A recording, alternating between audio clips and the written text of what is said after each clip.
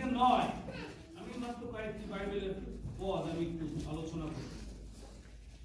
ইব্রিয় 13 অধ্যায় 8 থেকে 9, সেখানে মেইন বিষয় হলো Jesus Christ the same yesterday and today forever. যিশু খ্রিস্ট নির্দিষ্ট করে এখানে বলা, যিশু খ্রিস্ট পূর্ব থেকে, বর্তমানে এবং ভবিষ্যতে। এই যিশু বিনে আর কোনো কিছু নাই, কারণ যিশুর মধ্যেই হলো সমস্ত সৃষ্টির নিগূঢ় তত্ত্ব সেখানে অন্তর্ভুক্ত করা। এই জন্য বলছে যে পূর্ব থেকে যিশু, বর্তমানেও যিশু খ্রিস্ট, ভবিষ্যতেও দেখবেন যিশু খ্রিস্ট, জ্ঞানের আধার। এবং 9 পদে বলা আছে, কিন্তু সাবধানতাও বলা আছে এর পাশাপাশি, তোমরা বহুবিধ এবং বিজাতীয় শিক্ষা দ্বারা বিপথে চালিত হইও না। খুব কঠিন কথা। প্রথমে বলা হয়েছে যে যীশু খ্রিস্ট গতকাল, আজকে এবং আগামীকাল, অর্থাৎ পূর্ব থেকে বর্তমান এবং ভবিষ্যৎ সবই যীশু খ্রিস্ট। কিন্তু পরেই বলা আছে, তোমরা বহুবিধ এবং বিজাতীয় শিক্ষা দ্বারা বিপথে চালিত হইও না। একটা সাবধান বাণী। এই যে বহুবিধ এবং বিজাতীয় শিক্ষা, এটা কি? এটা খুবই কঠিন যে আমরা কোন অবস্থায় আছি এবং এই পৃথিবী বর্তমানে কিভাবে চলছে, এটাকে বলা হয় ডাইভার্স এন্ড স্ট্রেঞ্জ ডক্ট্রিন। বিভিন্ন মতবাদ নিয়ে, অর্থাৎ মন্দ আত্মা কিন্তু কিলবিল করতেছে, সব সময় মন্দ চিন্তা ভিতরে ঢুকছে, কিন্তু বের করার ক্ষমতা একমাত্র পবিত্র আত্মা। আমি নিজেও পারি, যখন আত্মা আমাকে সাহায্য করে। প্রতি মুহূর্তে কতগুলি চিন্তা আসে ব্রেনের মধ্যে, এক সেকেন্ডের মধ্যে অনেক কিছু আপনি চিন্তা করতে পারবেন। একেবারে ছোটবেলা থেকে এই পর্যন্ত যাহা কিছু আপনার আছে, অনেক কিছু আপনি স্মরণ করতে পারবেন এক মুহূর্তের মধ্যে। এই জন্য সাবধান বাণী দেওয়া হয়েছে যে চারিদিকে যে সব শিক্ষা রয়েছে, এই সমস্ত শিক্ষা কিন্তু যীশু খ্রিস্টকে সমর্থন করে না। অনেক যোগ্যতা আছে, অনেক গুণ আছে, তাই না? অনেক বীর আছে, অনেক খেলোয়াড় আছে, অনেক আর্টিস্ট আছে, অনেক ডাক্তার আছে, অনেক বিদ্যা পৃথিবী, কিন্তু অনেক বিদ্যা যীশু খ্রিস্টকে সমর্থন করে না। তারা নিজেদের আমিত্বকে তারা হয়তো প্রকাশ করে। আমি আরেকটি জায়গা পাঠ করতে চাই, ইফিসীয় পুস্তকের 4 অধ্যায়। ইফিসীয় পুস্তকের 4 অধ্যায়,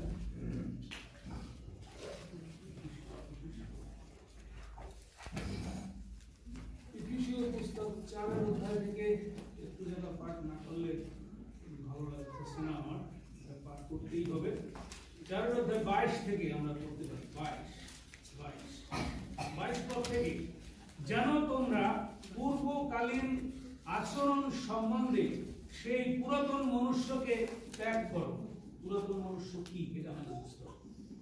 যাহা প্রতারণার বিবিধ অভিলাষ মতে ভ্রষ্ট হইয়া পড়িতেছে, আর আপন আপন মনের ভাবে যেন ক্রমশ নবীনীকৃত হয়। নবীন হতে বলছে, এই যে নিউ ইয়ার, নতুন হতে হবে, নবীনীকরণ হও, এবং সেই নতুন মনুষ্যকে পরিধান করো, যাহা সত্যের ধার্মিকতায় ও সাধুতায় ঈশ্বরের সাদৃশ্যে সৃষ্ট হয়েছে। কঠিন, ব্যাখ্যা অনেক। তো আমরা দেখলাম যে পুরাতন মনুষ্যকে ত্যাগ করা মানে কি, যেটাকে বলা হয় আনসেভ, যারা এখনো যিশুকে পরিষ্কারভাবে গ্রহণ করতে পারে নাই। এই যে যিশুকে গ্রহণ করতে এখনো পারে নাই, তার মানে সে পুরাতন মনুষ্য রয়ে গেছে। তার যা খুশি তাই করছে, সে অন্যায়গুলি করে যাচ্ছে, এবং দিনকে দিন সে আস্তে আস্তে আস্তে আস্তে ধীরে ধীরে আরো অন্যায়ের দিকেই যাবে, কারণ সে পাপের মধ্যে রয়েছে। পুরাতন মনুষ্য, তাহলে পুরাতন যেহেতু মনুষ্য থাকে, তাহলে নতুন মনুষ্য একটা থাকবে। পুরাতন মনুষ্যের ভিতরে মানে হলো আদিকাল থেকে যে সমস্ত আচরণ যে সমস্ত মতবাদ, মন্দ আত্মা, বহুবিধ পূজা আশ্রা এবং নানান জাগতিক নিয়ম কানুনে ভরা পৃথিবী যেন এই নিয়ম কানুন এবং এই সমস্ত জাঁকজমকপূর্ণ অনুষ্ঠান আদি যা মনুষ্য সৃষ্ট সেগুলি আমাদের আকর্ষণ করে সেই দিকে নিয়ে যায়, যেন আমরা ঈশ্বরের কাছে না আসতে পারি। যদি এখন একটা ভালো মেলা ওখানে হয় আর একটা গান বাজে, তাহলে দেখবেন গির্জার কমপক্ষে 10টা লোক কম আসলেও আসে। এর মানে সেদিকে আমাদের আকর্ষণ করে নিয়ে যায়, যেন ঈশ্বরের সত্য বাক্য আমি না শুনতে পারি। তাই এর থেকে সাবধান হওয়া খুবই কঠিন, যেহেতু পুরাতন যে পূর্বকালীন যে আচরণ, অর্থাৎ যিশুকে গ্রহণ করার আগের যে আচরণ, সেটি তুমি ত্যাগ করে তারপরে আসো। এই জন্য বলছে যাহা যে আর আপন আপন মনের ভাবে যেন ক্রমশ নবীনীকৃত হওয়া, মানে ধীরে ধীরে তুমি ওই সমস্ত জিনিস ত্যাগ করে তুমি প্রভুর কাছে আসো, প্রভুর কাছে আসো। এবং রোমীয় 6:6 বলে আমাদের পুরাতন মনুষ্য তাহার সহিত যীশু খ্রিস্ট ক্রুশিত হয়ে এই যে সমস্ত পাপ এবং বহুবিধ শিক্ষা এবং মন্দ বিষয়গুলিকে যীশু কি করছেন, ক্রুশের উপরে তার পবিত্র রক্ত দিয়ে তিনি কিন্তু এটাকে ধুয়ে মুছে দিয়েছেন। অলরেডি 2000 বছর আগে সেটি হয়ে গেছে। যিশু পুনরুত্থিত হয়েছেন এবং যেভাবে তিনি পুনরুত্থিত হয়েছেন, যারা তাকে বিশ্বাস করবে তারাও কিন্তু মারা গিয়ে আবার পুনরুত্থিত হবে। অর্থাৎ যিশু যে পথ, সেই পথ তিনি দেখিয়ে গেছেন যে যিশুর যে প্রিয় সৃষ্টি মানুষ, এই মানুষের জন্য যিশু যা আদর্শ দেখিয়ে গেছেন আমাদের সেই একই আদর্শে যাইতে হবে।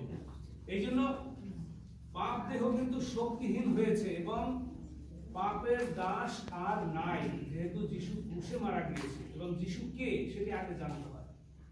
যিশু হলো সরাসরি ঈশ্বর, তিনি মানুষ বেশে আসছে, মানুষ বেশেও আসেন, ঈশ্বরের মেষশাবক হয়ে তিনি জন্ম নিয়েছেন। এই জন্য তিনি গোশালা ঘরে গেছেন, এই জন্য তিনি রাখালদের কাছে দেখা দিয়েছেন, ওই বিশেষ রাখাল, এটা এমনি রাখাল না, যারা মন্দিরে বিশুদ্ধ মেষ সাপ্লাই করে, তারা বিশেষ দক্ষ মেষ পালন, যে এই মন্দিরে বলি দেওয়ার জন্য নিখুঁত মেষ দরকার, সেই মেষগুলি যাতে নিখুঁত ভাবে বেড়ে উঠে।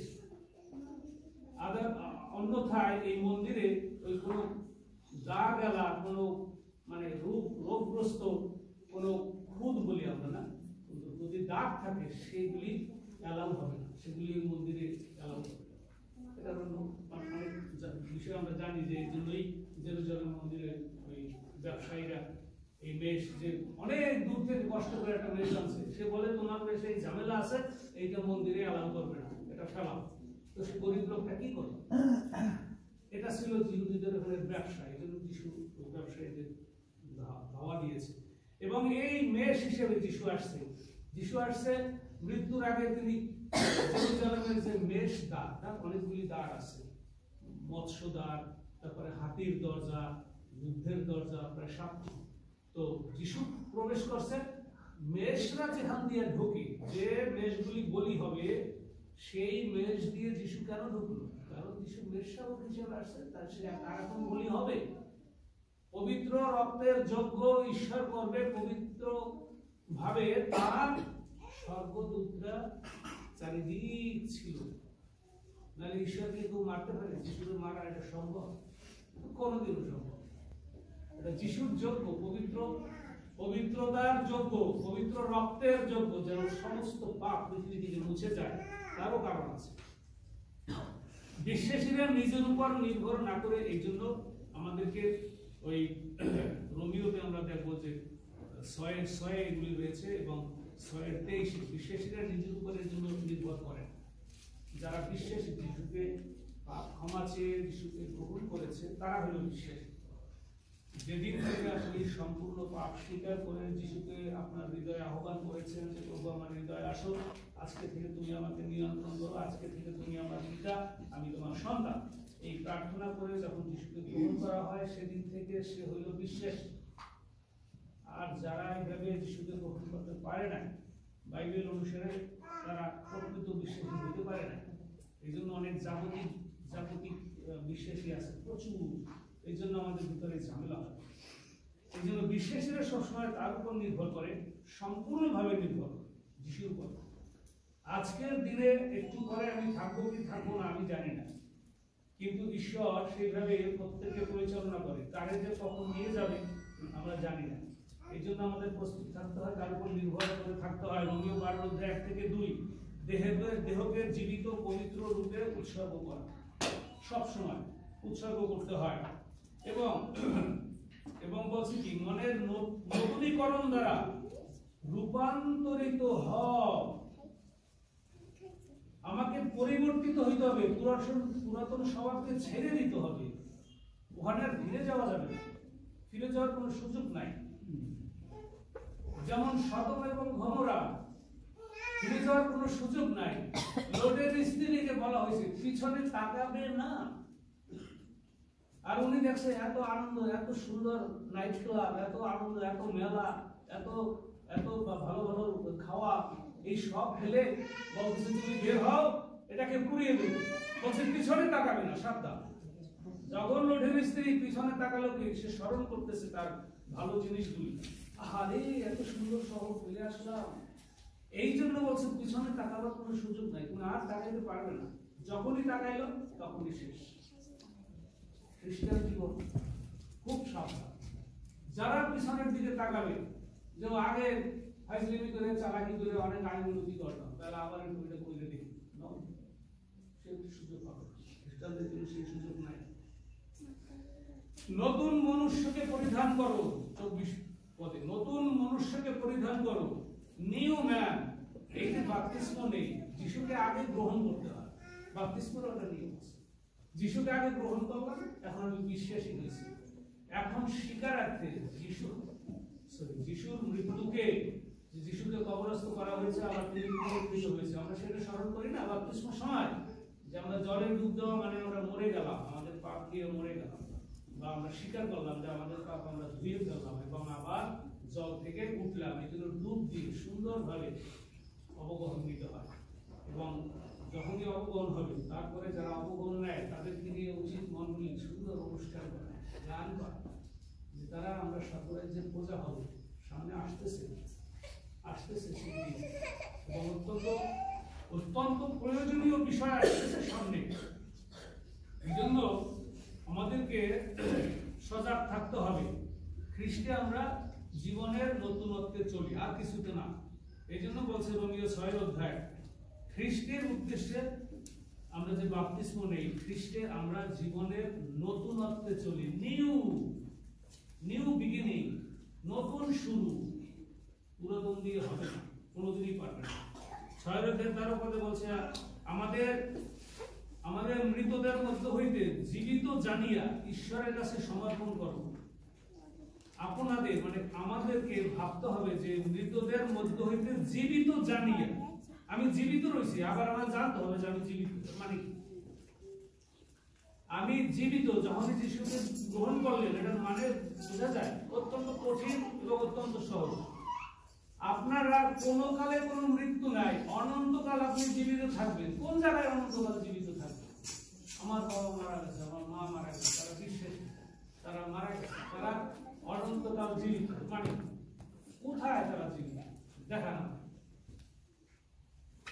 100% সত্যি কথা। আমার মা, আমার বাবা, যারা বিশ্বাসী, আমার আত্মীয় স্বজন যারা বিশ্বাসী ছিল, প্রত্যেকটি লোক জীবিত, আর মরবে না। মরার কোনো সুযোগ তাদের নাই, কোনো কালেও ইচ্ছা করেও মরতে পারবে না। এটা হলো বাইবেলের শিক্ষা, অত্যন্ত সুন্দর। পাপের সম্বন্ধে মৃত, কিন্তু খ্রিস্ট যিশুতে ঈশ্বরের সম্বন্ধে জীবিত বলিয়া গণনা করা, অঙ্ক করা, বিশ্লেষণ করা। তুমি বিশ্লেষণ করে দেখো, রোমীয় 6:11 কি সুন্দর বলছে। ঈশ্বরের সম্বন্ধে জীবিত বলিয়ে তুমি ধরে নাও, এটা আমি রাস্তা দিয়ে হাঁটছি, আমি ঈশ্বরের বিশ্বাসী লোক এবং আমি জীবিত, কোনোদিনও মৃত্যু নাই। এটা শুধু খোসা পাল্টানো, খোসা পাল্টানো। আমরা দেখতে পাই যে মারা গেছে, কান্নাকাটি করি না? আমার মা যখন মারা যাবে তার 1 মিনিট আগে আমি সরে আসছি, আমি দেখতে চাচ্ছি না যে মা এখন স্বর্গে যাবে। 1 ফোঁটা চোখের জল পড়ে নাই আমার মা মারা যাওয়ার পর। কিন্তু মা জীবিত থাকতে বহু কান্না করছে। মায়ের খ্রিস্টীয় আদর্শ দেখে অত্যন্ত ভালো, সে আসলে কিন্তু যেই চলে গেছে মানে ডাইরেক্ট চলে গেছে, মানে তার কোনো মৃত্যু নেই। এটা হলো খ্রিস্টীয় জীবন। 2 করিন্থীয় 5:17 বলো তো কেহ যদি খ্রিস্টে থাকে তবে নতুন সৃষ্টি হইল। যদি কেউ খ্রিস্টকে বিশ্বাস করে থাকে তখন নতুন সৃষ্টি হলো, এর আগে সবই পুরাতন আবর্জনা, এটা কোনো সৃষ্টিই না। পুরাতন বিষয়গুলি অতীত হয়েছে, দেখো সেইগুলি নূতন হয়ে উঠিয়াছে। কি অদ্ভুত, অদ্ভুত। আমরা শুধু জাগতিকটাকে চোখে দেখি, আসলে জাগতিকটা সব ধ্বংস হয়ে যাবে। দেখতে হবে আধ্যাত্মিকটা। ফিলিপিও 4:6-8 কোন বিষয়ের জন্য বলছে, কোন বিষয়ে ভাবিত হইও না, ঈশ্বরের শান্তি তোমাদের হৃদয় ও মন খ্রিস্ট যিশুতে রক্ষা করিবে। খ্রিস্ট যিশুতে রক্ষা করবে আমাদের কি? হৃদয় এবং মন। দেখেন ঈশ্বর কিন্তু আদমকে ফু দেওয়ার সময় 2টা জিনিস দিয়েছিল। ফু দিয়ে কি দিয়েছিল? ঈশ্বর ফু দিয়ে কি দিল? প্রাণ এবং বায়ু, 2টি বিষয় মাত্র। এই যে হৃদয় এবং মন, consciousness, soul and holy spirit, এই 2টা জিনিস দিয়েছে। যখনই অবদ্ধ হয়েছে, ঈশ্বরকে বিশ্বাস করে না, সঙ্গে সঙ্গে একটি বিষয় অফ হয়ে গেছে।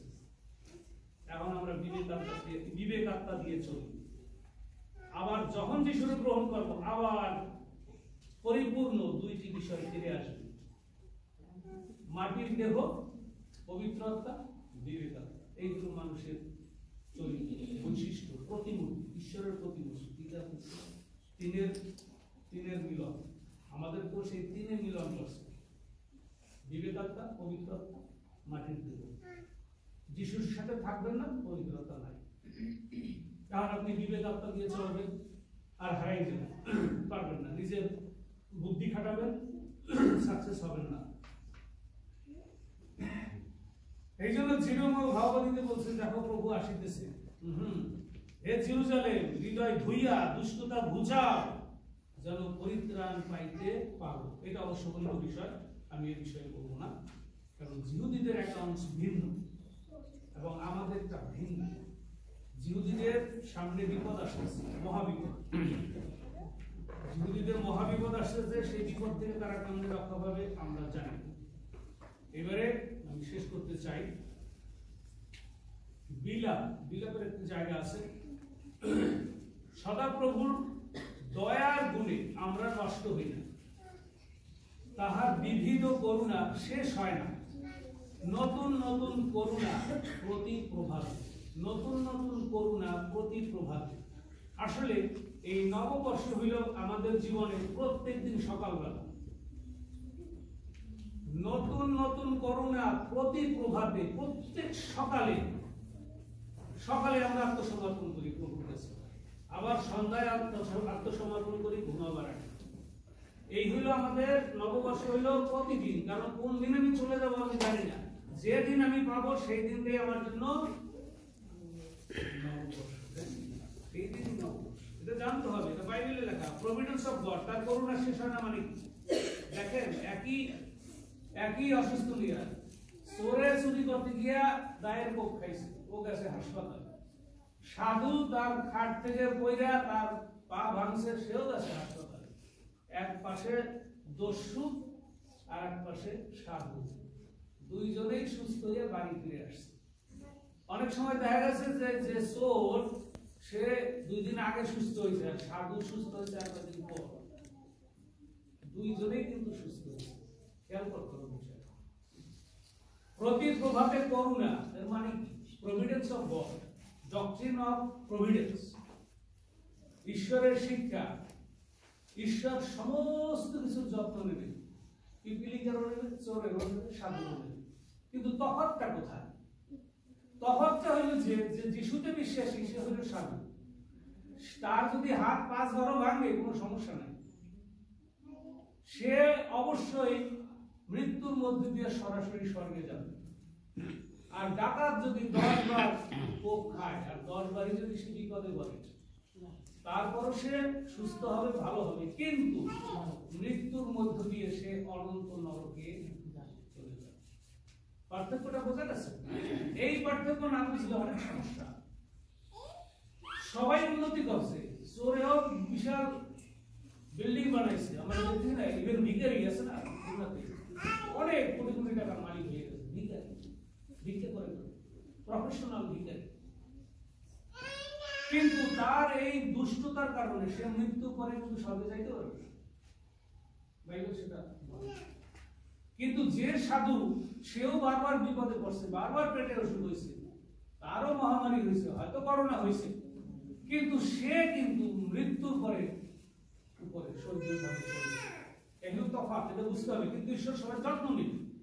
চোরেরও যত্ন নেয়, সাধুরও যত্ন নেয়। চোরকে সময় দেয়, তুমি আর চুরি করো না, তুমি ফিরে আসো। কিন্তু সে যদি না ফিরতে পারে, তাহলে তার জন্য নরক নির্ধারিত। আর সাধু অবশ্যই স্বর্গীয় স্থানে চলে যাবে। যিশায়া পুস্তকে বলা আছে, ছোট্ট জায়গা পাঠ করে বিশেষ করবো। যিশায়া পুস্তকে যাই 40 অধ্যায় 31 পদ। কিন্তু যাহারা সদাপ্রভুর অপেক্ষা করে, এই যে অপেক্ষা একটা শব্দ, কিন্তু যাহারা সদাপ্রভুর অপেক্ষা করে তাহারা উত্তর উত্তর নতুন শক্তি পাইবে, নতুন শক্তি। তাহারা ঈগল পক্ষীর ন্যায় পক্ষ সহকারে ঊর্ধ্বে উঠিবে। তাহারা দৌড়াইলে শ্রান্ত হইবে না, তাহারা গমন করিলে ক্লান্ত হইবে।